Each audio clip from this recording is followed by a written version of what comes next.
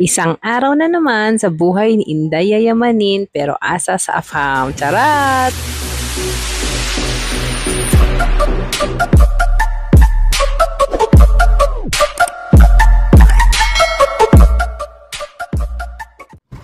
Hi guys! Maulang umaga sa inyong lahat or maulang araw, bulol.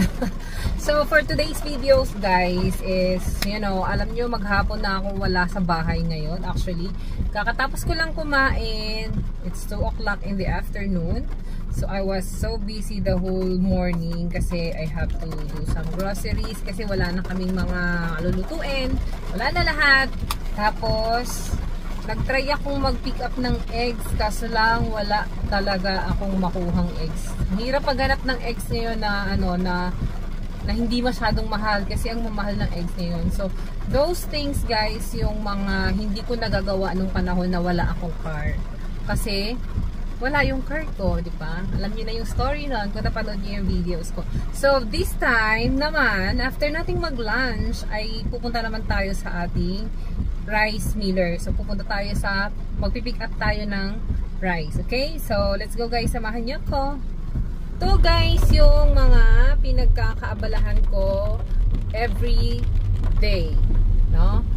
Pag naka-pick up na ako ng eggs and naka-pick up na ako ng rice, every day naman, ang pinagkakaabalahan ko is FB posting para i-market yung aking eggs and rice. And then, deliveries, oo. Kaya kung napanood niyo yung videos ko guys ng e-bike, bumili talaga ako ng e-bike para sa mga yung deliveries lang namin dito sa inside subdivision. Kasi dinideliver ko yan guys dito sa subdivision namin yung rice and eggs. So pag may mga orders sila, dideliver ko sa bahay nila, ganun. Meron din akong longganisa.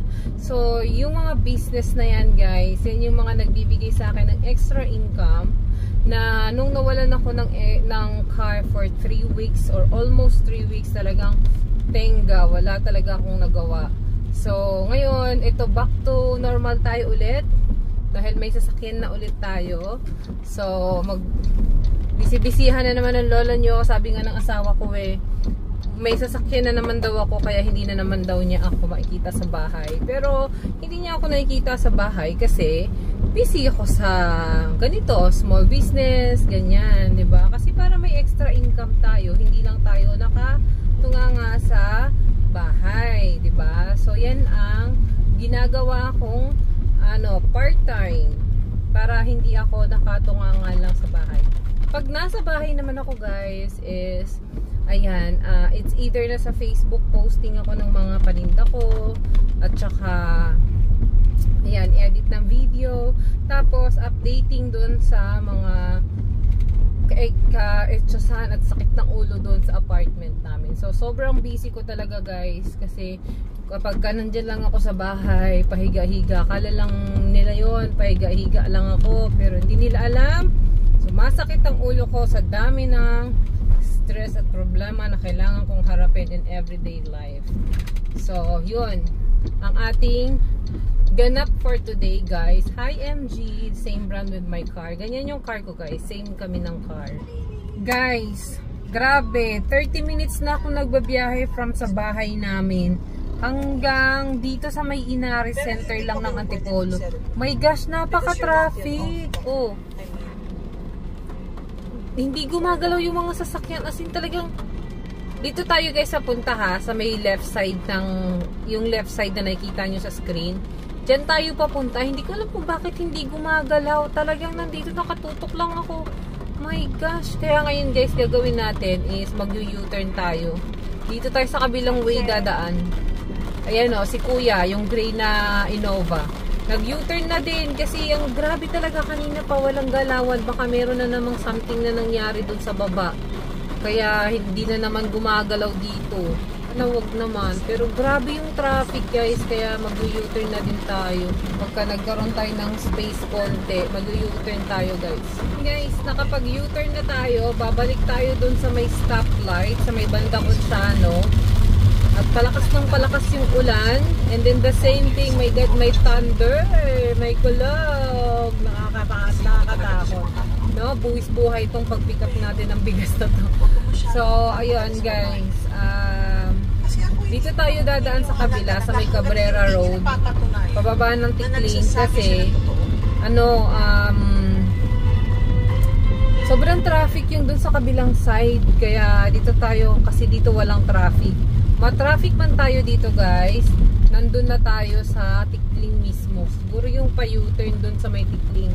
Dun tayo mata-traffic. Pero at least dito sa Cabrera walang traffic dito, no? Ayan guys, yung kakananan natin dyan, yan yung dadaanan natin papunta ng Tikling. So at least kasi dito walang traffic. No, walang stoplight. Ang pinaka-traffic na natin na susuungin dito guys is yung traffic doon sa may yung sa may roundabout ng Tikling. Nandito tayo ngayon sa Cabrera Road. So ito yung alternative na daan pagka ma-traffic doon sa kabila sa main road papuntang Tikling, pababa ng Tikling. And dito tayo dadaan kasi dito hindi traffic. Ang lang dito guys kasi yan ingat tayo sa pagdadrive kasi medyo maliit yung daan, tapos minsan may mga nakapark dyan sa gilid. Buti ngayon hindi wala masyado nakapark. Tapos minsan tawag doon yung kurbadang daan na medyo blind spot siya. Kaya ayan, ingat-ingat tayo pag dito tayo dadaan sa may Cabrera Road na paakyat at pababa ng Antipolo. Okay? So, kita nyo naman, walang traffic dito. Basta nakalagpas na kayo doon sa stoplight na pinagkananan natin kanina. Walang traffic dito. Let's see kung may traffic pagdating doon sa Tikling. Pagbaba natin ng Tikling. Possible doon tayo mata-traffic. Kasi syempre, yun yung tagpuan ng mga lahat ng sasakyan from Antipolo and then from Ortigas. And then yung galing ng Binangonan. Binangonan ba yun o Angono? Binangonan yata yung palabas ng Ortigas. Yung iba naman galing Ortigas papuntang Antipolo, Binangonan, Tanay, ganyan. So doon ang daan lahat. Yun ang pinaka meeting point ng lahat ng sasakyan na papunta at palabas ng Antipolo at saka papunta at palabas ng Taytay at Binangonan. Kaya let's see kung ma-traffic doon pagdating natin doon. Kasi dito sa Cabrera Road, walang traffic. Maganda yung flow ng dito na traffic dito. So guys, we are now approaching the Tikling. So ito yung intersection or yung roundabout na tagpuan ng lahat ng sasakyan in and out of Antipolo or in and out of Taytay or Binangonan yata yun. So parang dito wala namang traffic, no? So maybe it's along the way from Antipolo to Tikling yung traffic. So I'm not sure what happened, pero something's wrong maybe. Doon kasi walang masyadong sasakyan na bumababa from Antipolo to Tikling. So yun guys ang traffic update from Antipolo to Tikling. Ngayon nakalagpas na tayo ng Tikling. So ito na nga tayo guys, nandito na tayo sa pinipikapan natin ng rice at niloload na ni Kuya yung in-order natin. Order ko na kasi yan siya guys online. And then ito, nakauwi na po ako sa awa ng Diyos. Wala nang ulan nung pagdating ko sa bahay. So matiwasay naman ako nakakapag-unload ng aking mga bigas. So ayan guys, katulong ko ang aking Jonakis kahit sa pilitan. Habang nag-unload may tumatawag. Kaya ayan, for the call ang person habang buhat ng bigas.